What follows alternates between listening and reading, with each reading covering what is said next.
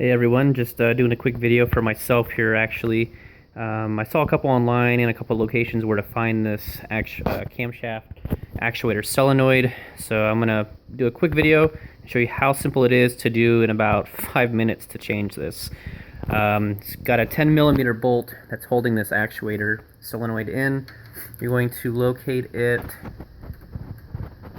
right there. It's the one with the wire connected to the top of it. And there's one 10mm bolt. I've actually already loosened it. I'm going to point to it here. This one here is the one you want to grab. You can leave the wire on until you get it off, or you can decide to take it off initially. I've already pulled it out. I just wanted to put it back in to show you where it's at, so it's not sealed.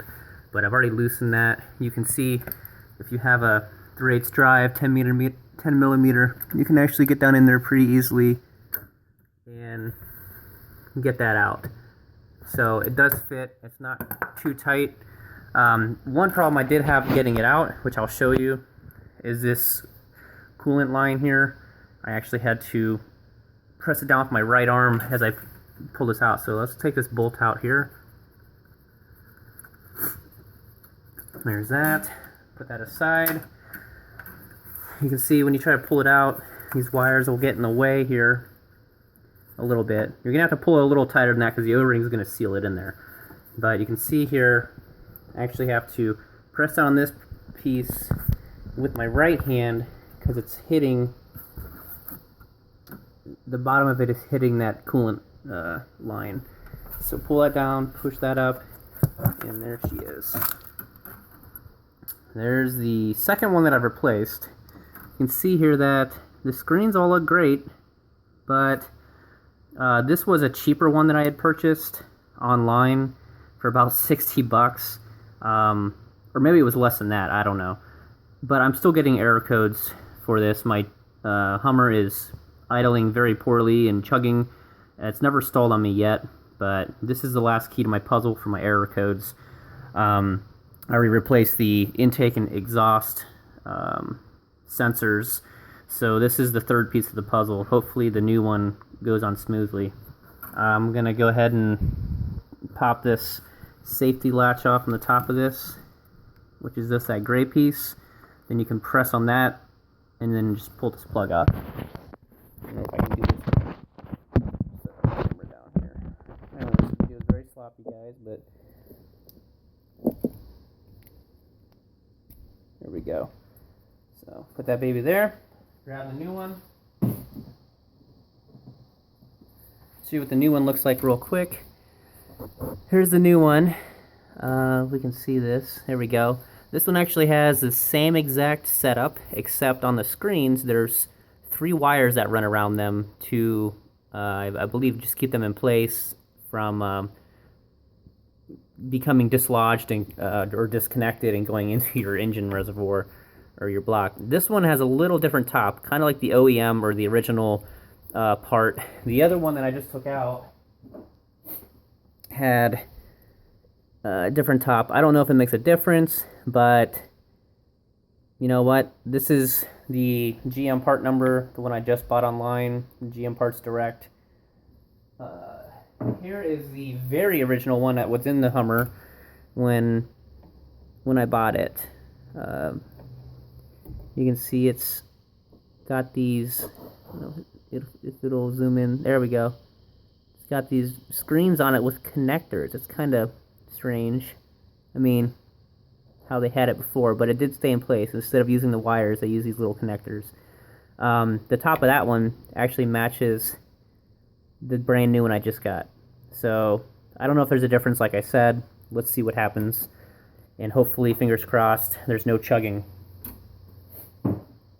Alright. Clean my fingers off before I touch this one here. Make sure it's nice and clean. Going to reconnect my wire, since it's not that hard to do with reconnecting it. Going to press down on the coolant line, pull up on the wires, and carefully place this new guy back in there. There we go. It takes a little bit of a push to get that O-ring to snap in. You can see it's nice and snug now. there's where the bolt's gonna go. Wire's connected, everything's there. So that was the installation. I did more talking than I did actual work. So let's grab my bolt. Put that back in. Sorry, like I said, for the horrible video, but at least this shows you how quick it is to get in and out of there.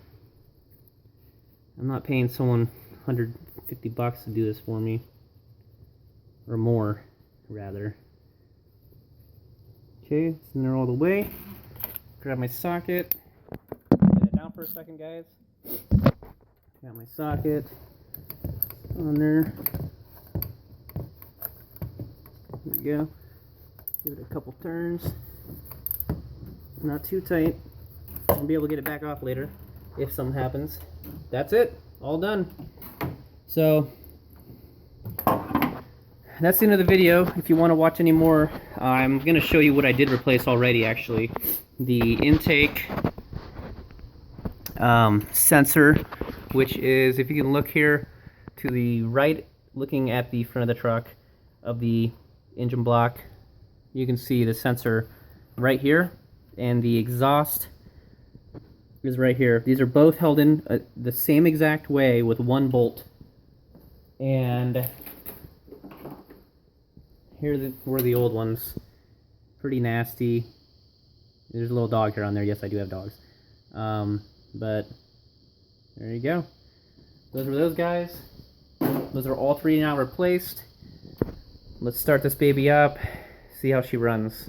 I'm gonna lay my phone down just for record to see if it chugs when I start it or not, and if it does chug, and we got some other problems, obviously.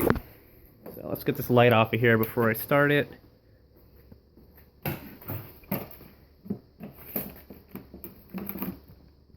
Let's lay this down right here.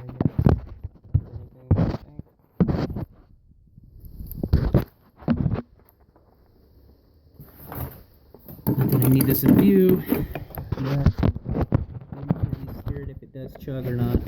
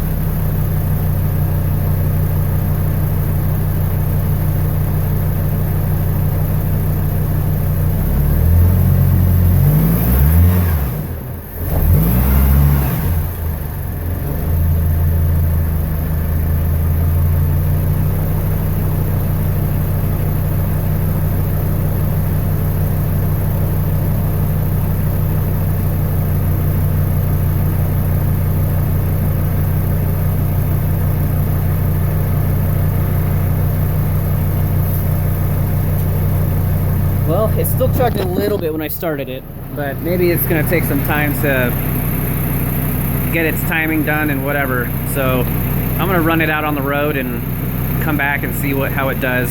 But it's definitely not chugging as it was when it was idling up and down. It was pretty bad before.